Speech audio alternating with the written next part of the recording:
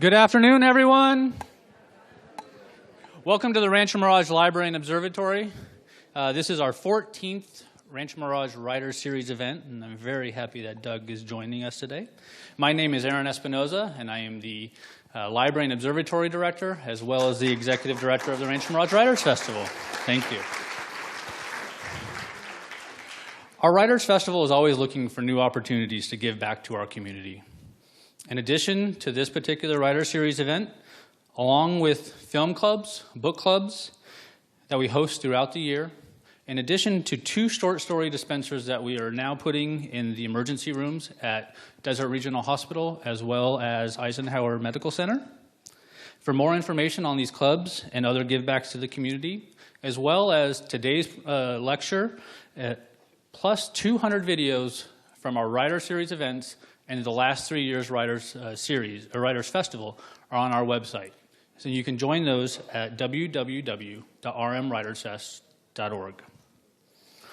The Writers Festival and all of our other givebacks to the community would not be possible without the vision, direction, and the support of one man. Please join me in welcoming Jamie Kabler, our festival founder.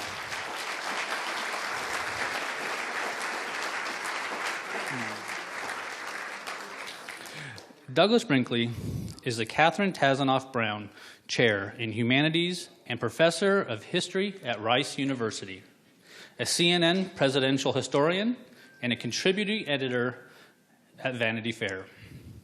In the world of public history, he serves on boards, at museums, at colleges, and for historical societies. The Chicago Tribune dubbed him America's new past master. The New York Historical Society has chosen Douglas as its official U.S. presidential historian.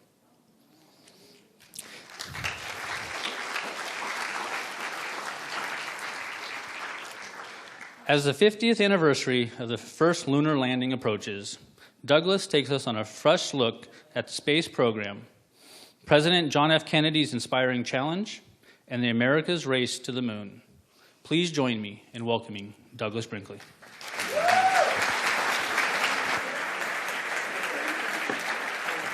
Thank you, man. Appreciate it.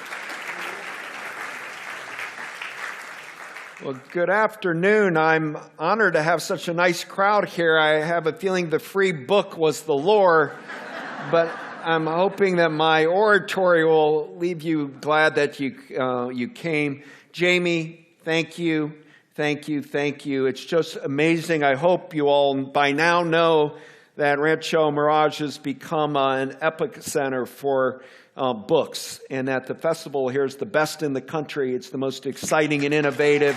And Jamie, thank you. And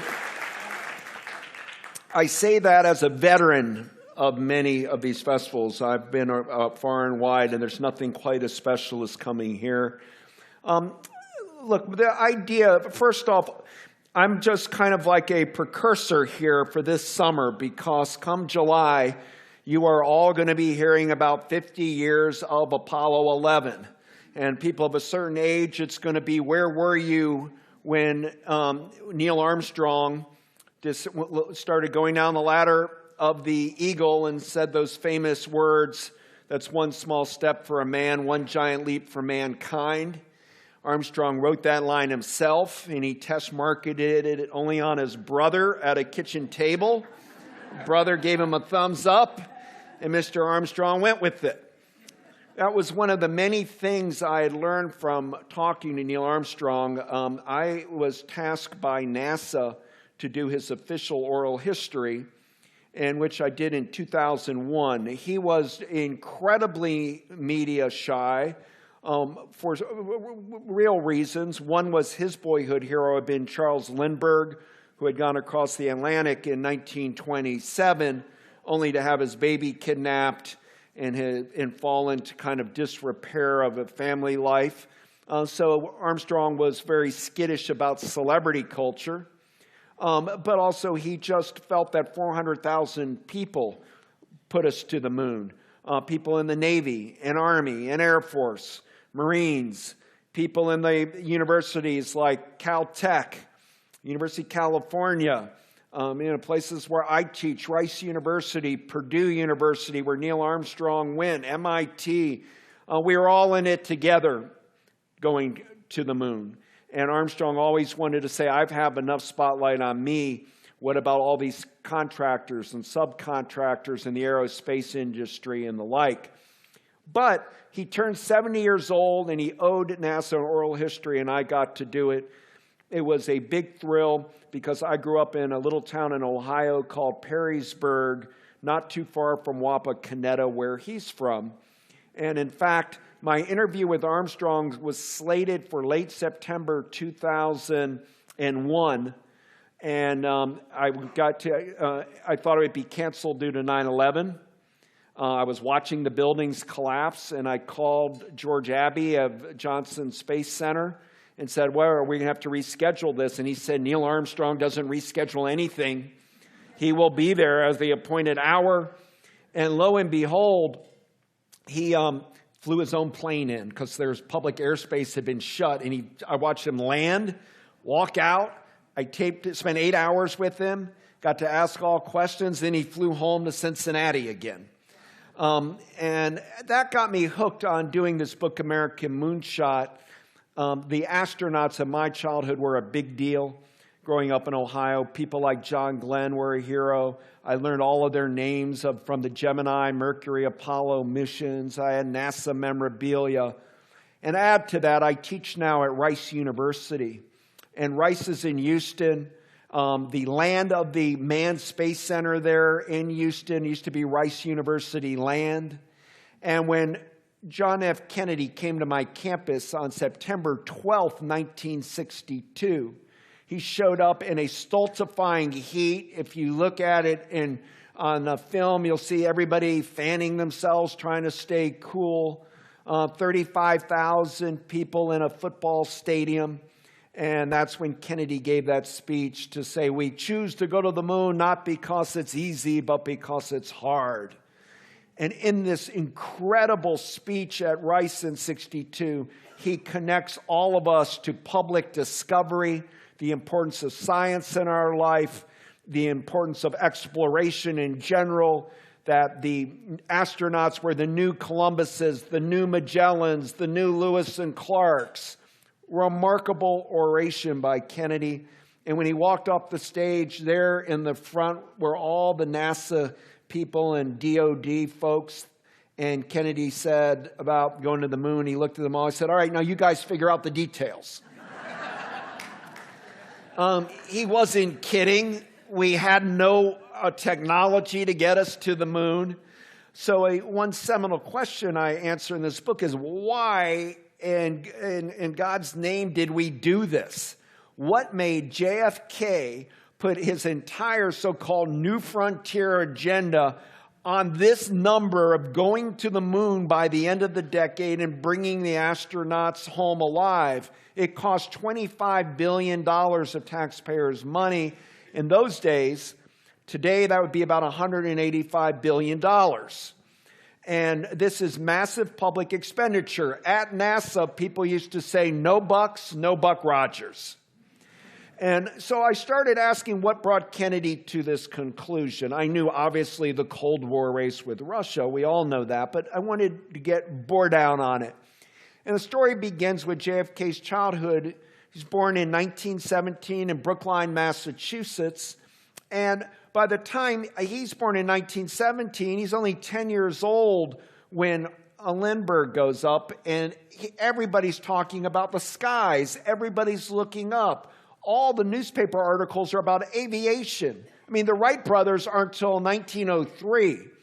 So Kennedy is virtually born at the birth of the aviation revolution. Add to that fact that in the 1920s in his childhood, America had one top rocketeer, Dr. Robert Goddard. And Goddard was operating out of Clark University in Massachusetts, not all that far from Cambridge and Brookline. And in the 1920s, Goddard, everybody thought rocketry was kooky space science. You know, the most popular book was fiction about space exploration. there was no Carl Sagan of that day talking about the cosmos. It was Jules Verne, the French novelist who, after the American Civil War in Paris, published a book about going to the moon. And do you realize his book, published in the 19th century about going to the moon, predicted it would take 8 days, and that's what it took Apollo 11? And he predicted that it would be Americans to the moon first. This is right when we had our Civil War, and he's predicting Americans. And he predicted we would leave from Florida. He chose Tampa Bay as the location in a novel, not Cape Canaveral, but close enough to be kind of awed by Jules Verne's science fiction dreams. And while Goddard, though, was working for Clark University doing these weirdo experiments, the big thing about his rockets, he would launch them on a cabbage field in Auburn, Massachusetts, and get written up for noise making. And his big thing was rockets can only leave Earth's gravity if it's a liquid fuel propellant. Up until this time, including Jules Verne's novel, it was a gunpowder effect of firing into the sky. He's saying, no, it's going to be liquid propellants.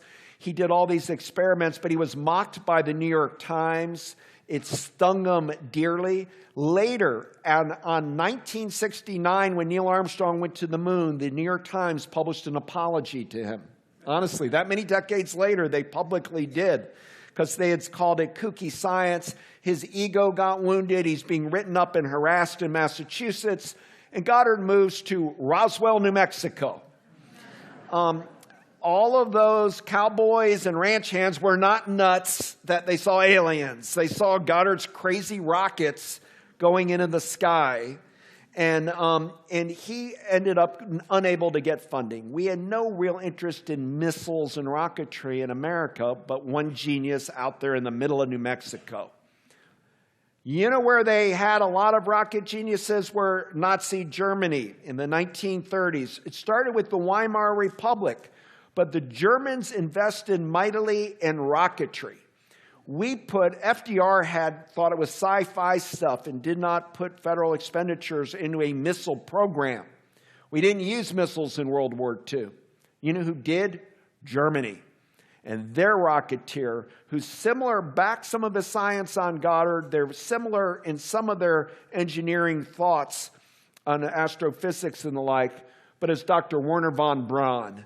And von Braun ends up being the leading architect of space rockets for Adolf Hitler throughout the late 30s and all through World War II. He's brilliant, rocketeer, unbelievable. He was arrested for disturbing the peace with his rockets in Berlin when he was a boy. But he works in the SS of Hitler.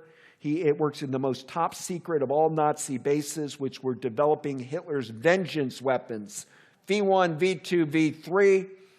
He does them on the Baltic. And it's in the middle of World War II that we have the first time a rocket will go and break Earth's gravity of 62 miles up and go into space.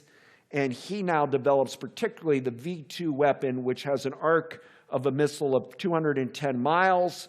We have the Nazis build them on movable launchers. And from Den Haag and the Netherlands mainly, they use as a platform to fire them into London. Hitler wants to flatten London. And these V2s started working in late 44 and 45, but it was too little too late. While von Braun had reinvented rocket science, the Third Reich was going down the tubes. And at the time when Hitler commits suicide in his bunker in Berlin, von Braun makes a decision that changes history in his own life. He said, if we're captured, we're doomed for war crimes. Because von Braun, to build his V2 rockets, used Jewish slave labor in the Dora camp, a subcamp of Buchenwald. And it was horrendous conditions in these camps. And if you write about the Holocaust, it's some of the worst conditions because much of the work was underground in caves and tunnels to avoid detection from the skies by the Royal Air Force or Army Air Corps. But alas, von Braun decides, let's forge documents to get 3 trains and move all of his blueprints and main parts out of the base and put them into a secret cave in the Alps, blow up the entrance, go into the Alps further, and put your hands up and surrender to U.S. Army. He sent his baby brother Magnus von Braun on a bicycle, who surrendered to a guy from Sheboygan, Wisconsin. And they didn't believe that his brother really was the von Braun, the mad rocket scientist of the Germans, who was born around the time of JFK, young, and that accomplished in rocketry. And von Braun eventually gets turned over to the Army, and he cuts a deal in what's known as Operation Paperclip, in which 1,000 top German scientists are smuggled into the United States and given a new life as prisoners of peace, not POWs after the war. They're not tried in Nuremberg. And particularly the 137th creme de la creme of the German rocket program comes to America, to Fort Bliss, Texas, which is El Paso, and they start testing on the White Sands Proving Grounds of New Mexico by Roswell. Goddard dies right the same year that von Braun comes to America. And he now is treated, he gives his first public talk, von Braun, in front of the El Paso Rotary Club. And he does not talk about World War II. He does not talk about Dora and sub-camps. He talks about the moon and Mars, and America's going to go there someday. And he starts image-making himself with the help here in Hollywood of Walt Disney, who hires von Braun on his 1950s television show to talk about space and technology of tomorrow. Von Braun writes articles for Collier's magazine, National Geographic. He's the face of space and rocketry out of El Paso. And then by 1950, he moves to Huntsville, Alabama, Rocket City, USA. All of this is important because we thought we had the rocketry. But we thought we had the A-bomb. One time in world history does a country have a monopoly on nuclear weapons, the United States, 1945 to 49. And then Russia has the A-bomb. And then they have a hydrogen bomb. Russia puts the first intercontinental ballistic missile in the sky with what's known as the R-7. And so we're losing in the 50s to Russian technology. Russia stole their own German scientist, not as smart as von Braun, but Stalin was funding it. Where in the U.S., we kept them as kind of weird creatures, these rocketeers. If any of you were alive during Korean War, we didn't use rockets in World War II. We had great military aviators on incredible aircraft, people like Neil Armstrong, who flew all these missions in Korea, or John Glenn or Wally Schirra, but we didn't have the missiles. But out of Korea, the U.S. decided to slowly start funding the missiles. Von Braun, by 1955-56, is saying, I could put a satellite in space if funded. Eisenhower doesn't want to fund them. President Eisenhower never liked Wernher von Braun because of his Nazi past. And even though von Braun was embedded with the U.S. Army, Eisenhower gives contracts to the U.S. Navy to do Vanguard rockets. If any of you have seen Cape Canaveral with rockets sitting there and crumbling, those are Navy Vanguards. Sorry, Navy people here. And so he's fuming von Braun. He learns to loathe Eisenhower, who he feels has a stigma against him and won't allow him to be first in everything. But Sputnik happens in October 1957. And when the Soviets put a satellite into the sky, you know, Sputnik, you all know, I don't know if you all know, it's the size of a basketball. Okay, this is not a big thing, but it goes around the world, and headlines, if you read newspapers in the U.S., so a kind of a panic. We're getting beat or clock clean by Russia, and now they now have the first intercontinental ballistic missile, now satellites. Where are we? Well, von Braun is the beneficiary of Sputnik because Eisenhower gets hammered by Democrats for losing to Soviets. By 57 to 1960, the biggest critics of losing the space race to Russia are Lyndon Johnson, Senator Henry M. Jackson of Washington State, Stuart Symington of Missouri, and young Senator John F. Kennedy of Massachusetts. Kennedy invents the term missile gap with the Soviets, that Eisenhower's golfing while the Soviets are beating us. This was disingenuous to Ike. We actually had a good satellite project. We were ahead in technology. It's simply that Eisenhower wanted to incrementally do things right and perhaps bet wrong on the Vanguard instead of the Jupiter missiles and then later Saturn project of von Braun. But the big point, guys, is Kennedy likes Wernher von Braun. Jack Kennedy meets von Braun in 1953 when they're both the judges for Time Magazine's Man of the Year for Henry Luce. And they pal around Manhattan. They do a program together. And John F. Kennedy says, do you know my brother died in World War II? Joe Kennedy Jr. died in an airplane filled with dynamite or Torpax aimed to go blow up caves and caverns in France that were thought to have von Braun vengeance weapons. He evaporated. It was an Operation Aphrodite, and John F. Kennedy's older brother, his hero, dies trying to take out von Braun's missile components. Now they're dining in Manhattan together.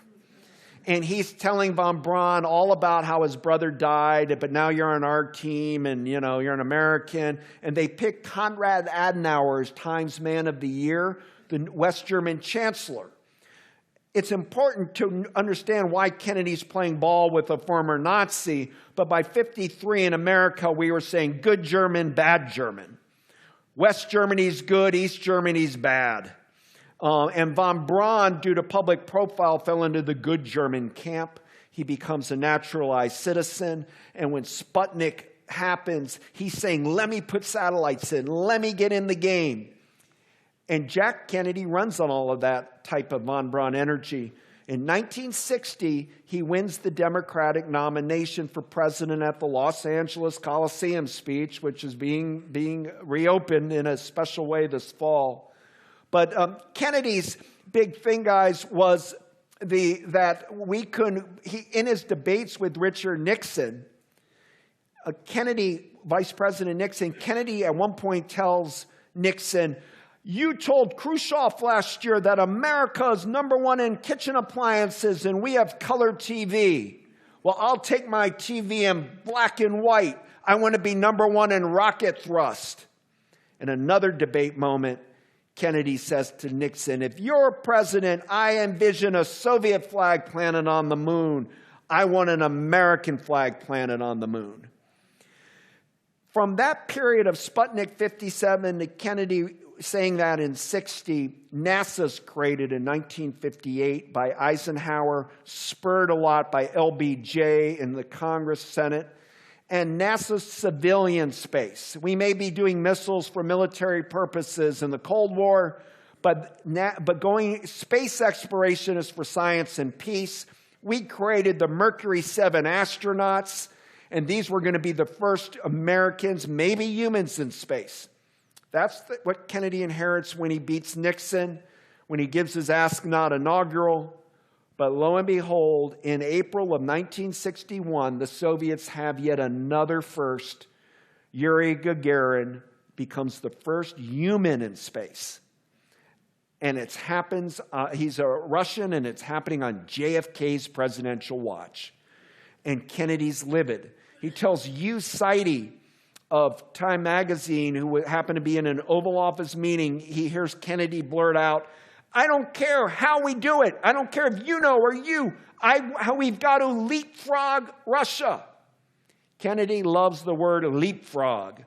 I found it in a letter he wrote to a Princeton student in the late 50s about space, saying we've got to find a way not to go, you put a cosmonaut, we put an astronaut. You do a satellite, we do a satellite. After Sputnik, we did Explorer, a satellite. And where it's this tit for tat, Kennedy wants to go big, and the moon is big.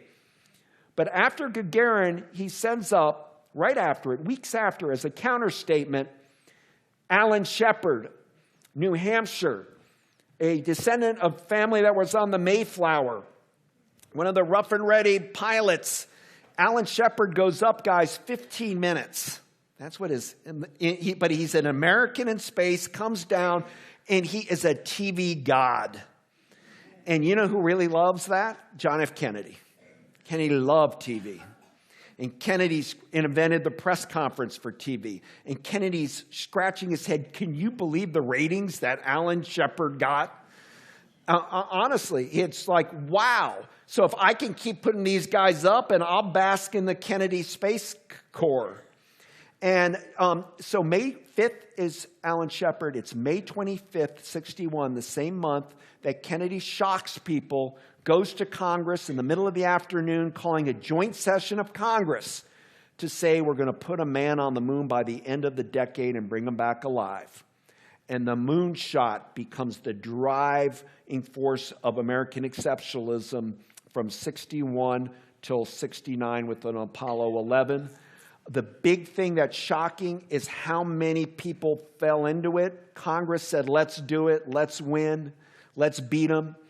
Kennedy, there were critics in the 60s to going to the moon. Barry Goldwater of Arizona thought that money should go to the U.S. Air Force to do more militarization of space. On the left, Walter Mondale and J. William Fulbright thought money should go to education and schools, not the moon. Ralph Abernathy of the NAACP and Southern Christian Leadership Conference thinks it should be urban poverty. People will debate what should be the moonshot. The term moonshot, incidentally, guys, does not come out of NASA. It was from a baseball player for the Los Angeles Dodgers, Wally Moon.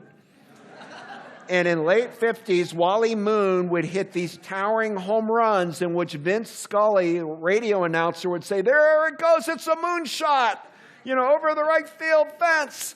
And the term gets adopted by NASA in 62 because in 62, Kennedy now is spreading the pork of space, meaning congressional appropriations, billions of dollars, in a concerted effort to flood the southern zone with money, to flood Texas, Louisiana, Mississippi, Alabama, Florida, North Carolina, and Virginia and Oklahoma with dough.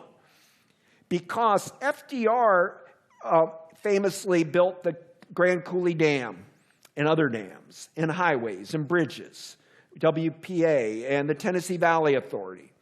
Eisenhower built the interstate highway systems and the St. Lawrence Seaway. Kennedy wasn't sure what his big one-offer was going to be, but he went with space. And the idea was if you could not pick space and technology and use it because it's a national security imperative to beat Russia, we'll get federal funding, and then I put the money in the southern states I barely won. He barely won Texas in 1960 with Lyndon Johnson on the ticket.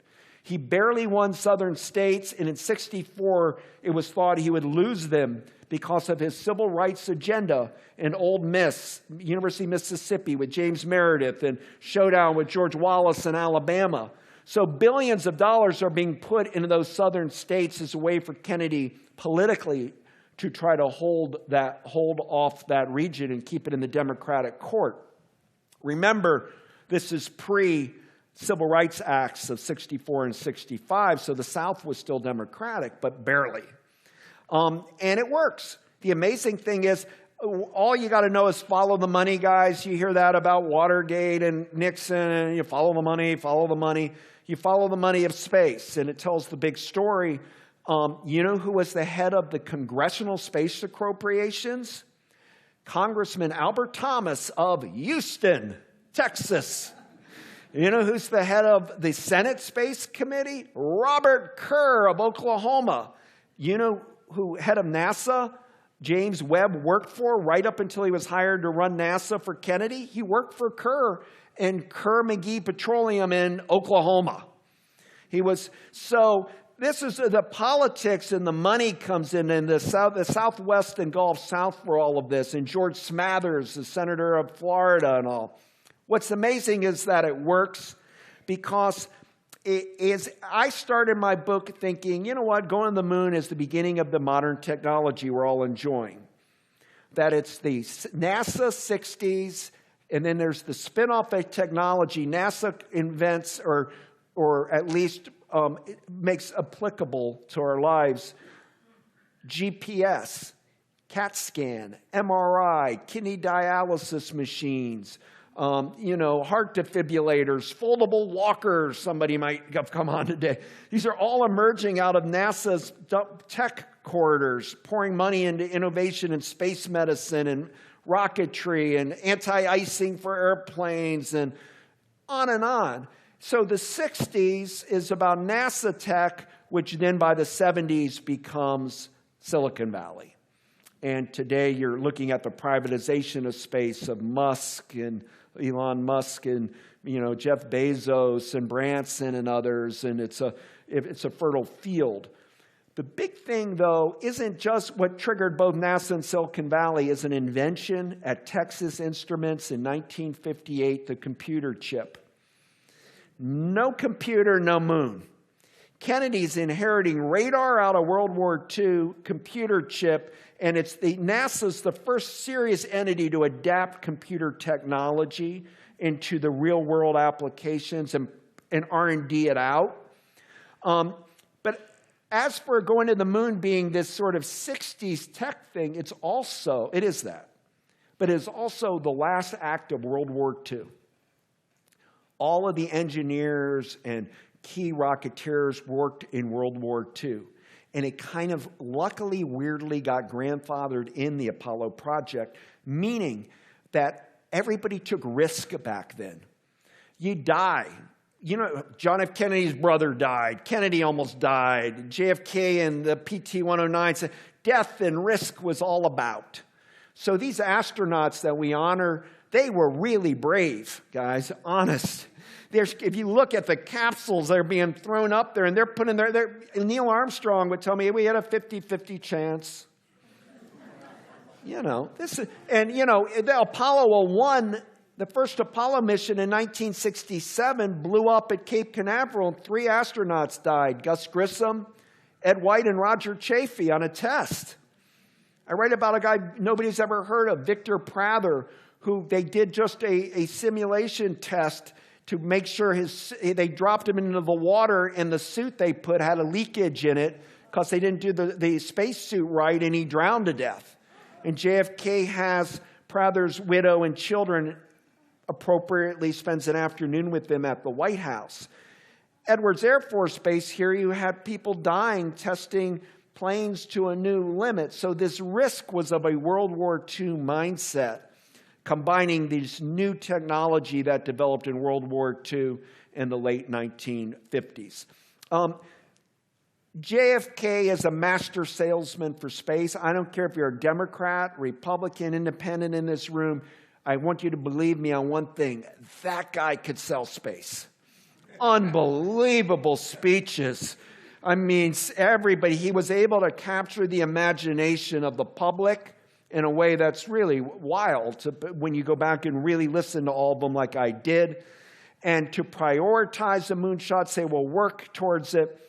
On the day before he died, he was in San Antonio, Texas, and gave a speech and said, America has thrown its cap over the wall, and now we have no choice but to go over and get the cap. We've committed to the moon, we're going to the moon, and talked about space medicine. Then he goes in Houston, Texas, to honor Congressman Albert Thomas, who brought the Manned Space Center to Houston. Houston goes from the Bayou City petroleum capital to Space City, USA in a year. The Astros baseball teams created in 1962 for the Astros. The Rockets leave San Diego to come to Houston, the new Rocket City. And so a lot of money went in there. I read a letter George Herbert Walker Bush wrote as head of the Harris County Republican Party saying to fellow Republicans in Houston, everybody give JFK and Jackie a warm welcome for all the money he brought to us here in our community. We've got to honor him when he visits. He was in Houston the night before Dallas speaking for Albert Thomas, and accidentally made a mistake and said, "We are about to do here in Houston, you are delivering the biggest payroll." And then he said, "Oh, I meant payload into space." And he said, "All right, well, you guys got the biggest payload from me, or payroll from me too." And the crowd laughed, because how much money went into Houston. I grabbed an old Yellow Pages from 1960 and then looked at one in 61. And by 1962, the number of businesses like Astro Babysitters, Moonburger Cafe, everything that started growing down there. And same with Florida Space Coast, Jacksonville to Vero Beach area with jobs and the like. And when Kennedy then goes to Dallas, on his way in the convertible, one reason it was open is Gordon Cooper was supposed to be with him, a Mercury astronaut who last minute was called away to do a NASA training exercise. Kennedy wanted a space hero with him in Dallas. He didn't get one. When he got instead was Lee Harvey Oswald. And he's shot, as you all know, in Dallas. What you may not realize is he was on his way to the trademark to give a speech about space, about how many satellites we've put up in space for meteorological benefits, reconnaissance benefits, telecommunications being reinvented through satellites, and going to the moon. And now he's dead. One of my historians get amazing finds, and one thing that I found out is that Jackie Kennedy's first thing after Dallas, after her husband's buried at Arlington, Jackie Kennedy goes and sees Lyndon and Lady Bird Johnson, the new president and first lady, and in her soft voice, you all know, said, "I want to keep Jack's dream alive, the moon." And LBJ says, "We're going to do it. I'm on. We're not giving it up." And then Lyndon tells her that the first honor we're doing for JFK is naming Cape Canaveral the Kennedy Space Center. Then Werner von Braun, who Jack Kennedy had greenlit with his Saturn rockets and Jupiter's missile mania with Kennedy and von Braun building rockets, and von Braun became a slavish follower of JFK. Was there for inauguration and all of this, voted for him. They became friends. In Cape Canaveral in January of '64, they put up a early Saturn rocket, and he put JFK on the side of the rocket. And he writes Jackie writes von Braun, and Jackie says, "Please, once in a while, remember Jack and keep invoking his name with going to the moon. It'll be good for him, and it's good for me, and that's the thing you can do." And von Braun has photos of Kennedy on his wall and all this. And in the 60s, it almost got defunded. In the middle of the 60s, due to the Kennedy death effect, it kept going, we're going to the moon. But 4.4% of our annual budget went to NASA. Today, it's a third of 1%. So be leery of presidents and politicians that tell you we're going back to the moon and Mars, and it's easy to say. But again, no bucks, no Buck Rogers. You really got to fund. Space is expensive. I envision private sector working with the federal government and doing these great things coming in our great space future, which I'm very bullish on. But also remember this summer, Mercury astronauts are 1 astronaut going up. Gemini are 2 when we do the spacewalk.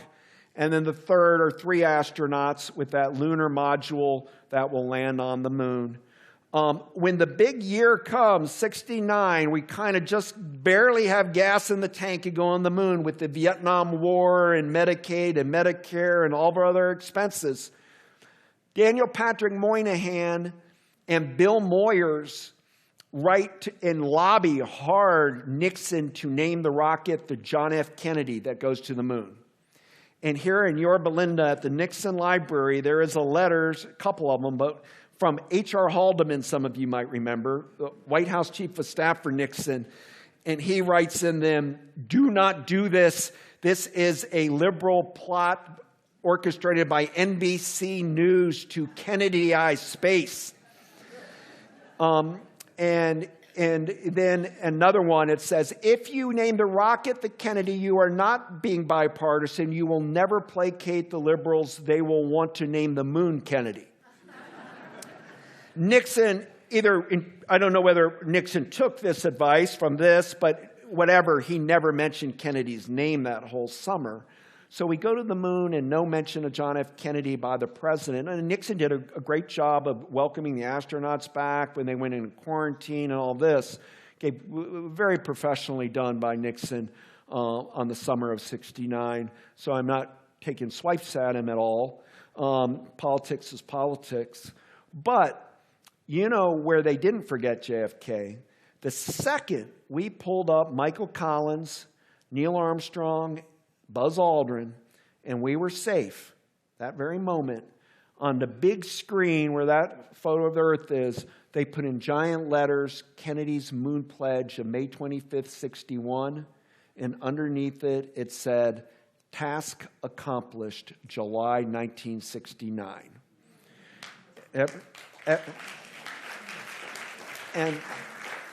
And at that same time, a citizen put a note on John F. Kennedy's grave in Arlington. And also Gus Grissom's buried in Arlington when he died, one of Kennedy's astronauts he befriended. He befriended nobody more than John Glenn. Glenn was the first astronaut in '62, American to go around the Earth, went 5 times. And most of the astronauts were nominal Republicans. Glenn was an independent, and JFK grabbed him. And he became Bobby Kennedy's close friend. In fact, I interviewed Ethel Kennedy, the widow, for my book of RFK. And she told me that when her husband is shot here in Los Angeles, and he's laying there, you know, the question is, where did she go? What did she do? She never wrote a memoir, Ethel Kennedy, or talks about it. But she told me, because of the spirit of my book and a friendship I have with her, she said, well, what I did was I went to call John Glenn. And she told Glenn to go to Hickory Hill, her home, to look after her kids, because she said John had the most calming presence. And also she was here in Palm Springs once with Bobby and John Glenn. And they picked up Glenn at the airport, and also in the car was Andy Williams. And they all, with a convertible down, were singing Moon River together here. But that moment when JFK died in '63, and then that fight through LBJ and Nixon years to go to the moon, and now we've rescued Armstrong, Aldrin, and Collins, and NASA's put task accomplished for Kennedy. I want you to know that on the moon, there were 2 leavings I want to tell you about. One is left on the moon. If you really micro-watch, which I've had to, Armstrong and Aldrin's time on the moon, you'll see a moment at the very end where Armstrong's climbing back on the Eagle to get out of there, fuel, time. And he says, did you leave the packet? And Aldrin hadn't, and you could see something gets left behind on the moon, a packet. They climb on. What was in that packet were medals honoring the 3 Apollo astronauts that died in Apollo 1, Grissom, White, and Chaffee, and medals honoring the Soviet cosmonauts who died in their space program. So on the moon right now are medals of Russians, because without the Cold War rivalry that Kennedy put in football terms, you know, at Rice where I teach, when I read the original draft, and Kennedy had in the speech, "Why do you climb Mount Everest?" And then he writes, "Why does Rice play Texas in football?" And the answer is because it's a challenge, But they always respected at NASA what they were doing in Russia. We didn't know how advanced what they were doing, but alas, we honored them on the moon. And something was also left behind at Arlington. A everyday citizen put on a card when Apollo 11 ended, "Mr. President, the Eagle has landed," and left it on JFK's grave. Thank you.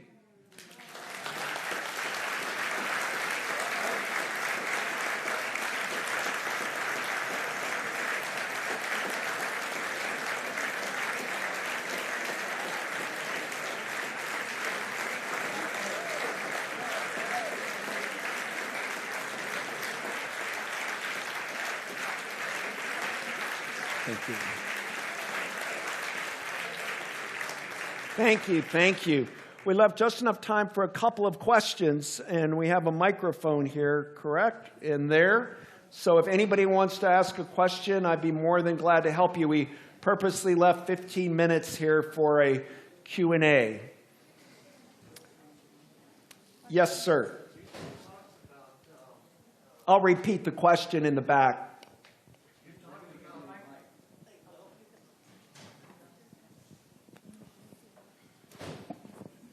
Hi. You talked about how brave the astronauts were, the early ones, making the first shots to the into space.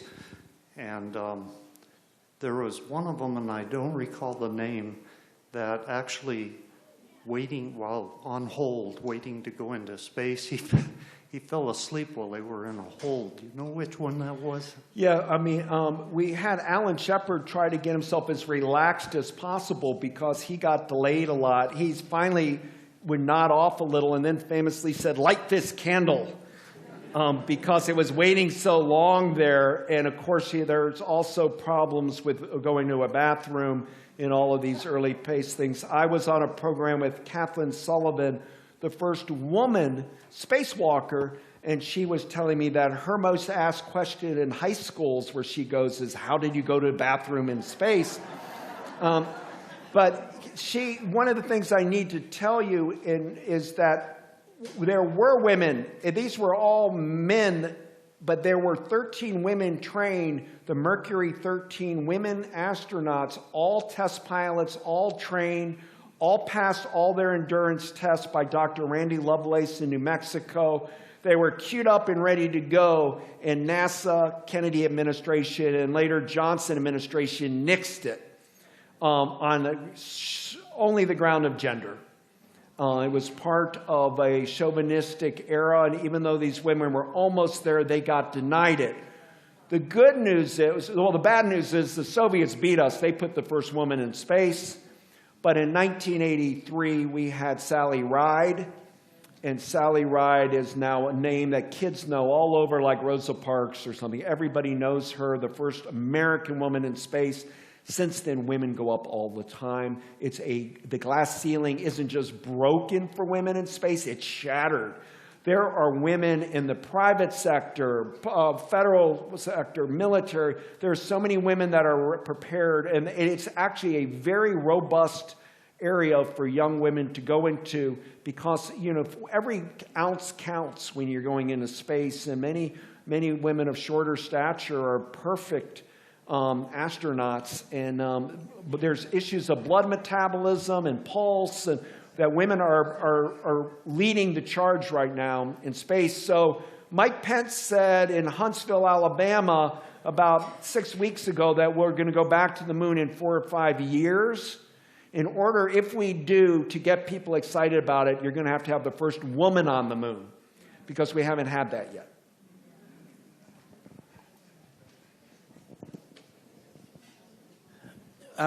Excuse me. What do you think about the fact that our astronauts have to use the Soviet rockets to get up to the space station? Using the question, we are now relying on Soviet rocketry to take astronauts to the space station. We have lost our space morale in our country. It's just not there. Part of the issue of it is, what is the new moonshot? I ask you guys. I mean, Joe Biden says the new moonshot is fighting cancer. He calls it the Moonshot Cancer Program, working with MD Anderson. Buzz Aldrin says the new moonshot is a Mars shot. Everything we need to do has to be Mars-related, and the Jet Propulsion Laboratory here is doing amazing things in California with Mars rovers, beyond extraordinary. But until you have a human going to Mars, you don't capture the imagination. But many people will say the new moonshot's an Earth shot, that we're going to have to take care of planet Earth, the Salton Sea, or, you know, put money into issues of the environment. So,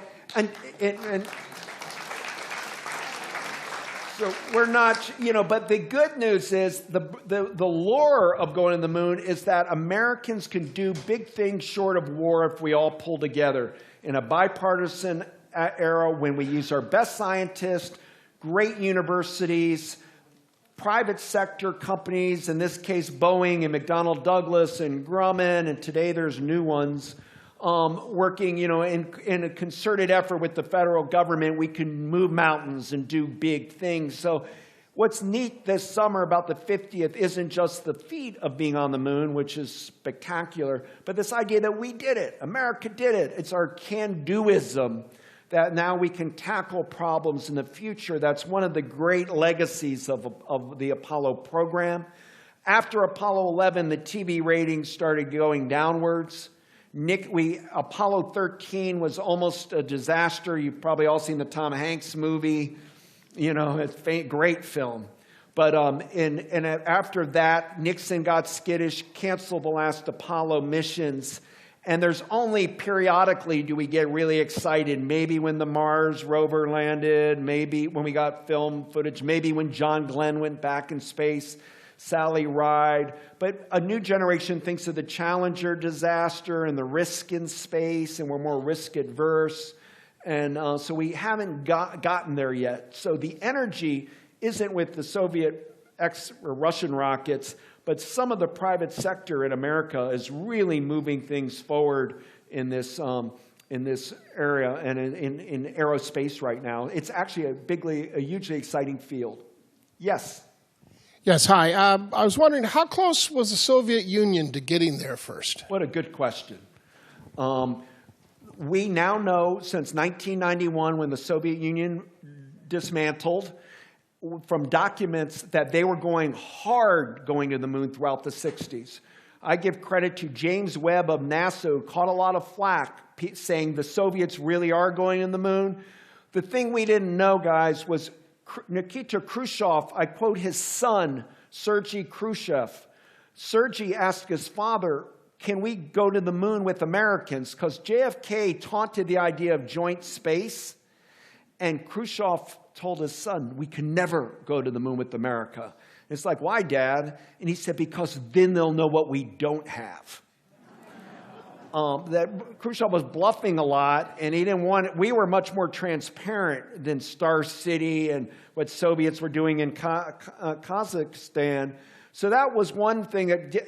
However, they were trying to the bitter end. They had their own industrial accident. Sergei Korolev, their great rocket scientist, their von Braun, died of a botched surgery in the middle 60s. And then they had a fireball on their launch that killed a lot of their engineers and set them back.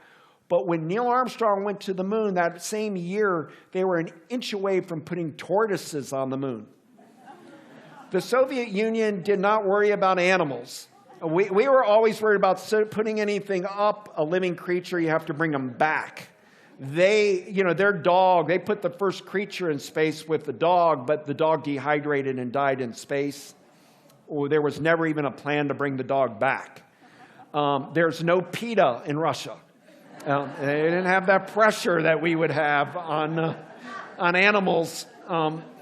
But they came very close, and their technology was really good, but they never could figure out. I write about an unsung hero, this guy John Hobart, in my book, who created the idea of how to bring the Eagle to disconnect from the mother spaceship to land on the moon and then redo the rendezvous. They can never figure out that technology piece. They still haven't. But today, China has been going to the dark side of the moon. China is really beating us in space technology. It may be a race with China that motivates us, but there is ice on the south pole of the moon that we want to explore, meaning there's a water source perhaps there, and there's also caves and like on the moon. So I do think we will be back to the moon pretty soon. Mars is much harder. Some people think the moon will be a springboard to Mars, but you got to get it all right at the right time. Armstrong told me it was a unique confluence of things that allowed the public to push this much of our public will to going to the moon, and we haven't re-ginned that up yet. I have a technical question. I'm thinking of the spaceship on Earth going to the moon and the propulsion and the shuttle launch and all that sort of thing, when it gets has to get past 62 miles to get away from the gravitational pull, what's the methodology that got it back off the moon, and how far away from the moon did it have to go to do the similar type of thing? Well, I will tell you this. If we did not have human, let's say we did robotic Mars exploration, which was deeply talked about. Why risk astronauts when robots or technology can do it? At the last minute, Armstrong, who in my opinion was the finest American pilot of his generation, you have no idea how brilliant this guy was as an old stick and rudder guy. Last minute, he avoided with a maneuver, hand manual maneuver, so it didn't go into a crater area, which would have tipped it over. So the human is the greatest computer. And another moment on Apollo 11 would have gone broken, but Armstrong, they did not have a way to fix this, and Armstrong took a pen and jammed it in last minute, or it may have been a disaster. The key thing was why Nixon didn't get the credit for Apollo 11 is he didn't want it. He had, up until the success, he had William Safire, his speechwriter, wrote along, "I'm sorry, the death of these astronauts." We know now it was successful, and what's really exciting this summer is often we do 50th anniversaries of like Pearl Harbor, Kennedy assassination, 9/11, and they're all tragedies. This is a triumph. This is something we can all celebrate. It's the triumph of American science. In 1960, Times Person of the Year were scientists. Today, we don't listen to scientists so much. But there was this moment in the 60s that scientists were considered going to solve so many problems. And when Kennedy became president, there were no computer science classes at major universities. You couldn't major in computer science. By 63, they're everywhere. State universities, land-grant colleges, programs. So, you know, technology for all sorts of exploration is there right now. What we're lacking is the public will and a funding. We're a nation, $1 trillion of debts. We have laundry lists of woes. And nobody knows, should we partner with Russia or China or Brazil or the European Union? Do we do it alone? Do we let the private sector do it and keep the government out of it? And right now it's kind of like this. And until everything gets pulled together, and sometimes it takes a rivalry or beating somebody, Kennedy always sold it on, did two things on every speech. He'd always say what I snuck into my speech: it's expensive. He'd directly tell voters, it'll cost you 50 cents a week, but we're going to do it together. And he never downplayed the cost. Because Kennedy used to say, nobody likes it. It cost $25 billion, and that's the exact money Kennedy said that it would cost. We didn't oversell it, undersell it. We just delivered what we said we were going to do as a country. And engineers are amazing. We never give them credit in history. We don't do the big biographies of engineers, but astounding work, American engineering of this period and today, that makes our modern life so convenient. Yes? Hi, I was just wondering, have you ever thought about or been curious at all if people in your audience were at Langley with the original astronauts? Yes. Were you? I was indeed. Oh my goodness. Well, don't turn over the mic. Langley is a big part of my book, and it's at Langley is where really the beginning of our space program is born, in Virginia, Hampton, Virginia. But tell us what's your journey? Well, I was there. Did you see the movie Hidden Figures? Yes. I was there, not with the ladies in the movie. I was. Could you stand up for one moment, if you don't mind? They're just being requested me to ask you that. Okay. Yes. I was there, actually. I was a software engineer, but we were using the big Friedens, and I was there when the IBMs, we called them that, started to arrive. And I was in the cafeterias with cafeteria with the astronauts, and gee, it was a long time ago. I'm sorry. No. Well, have any of you seen the movie Hidden Figures?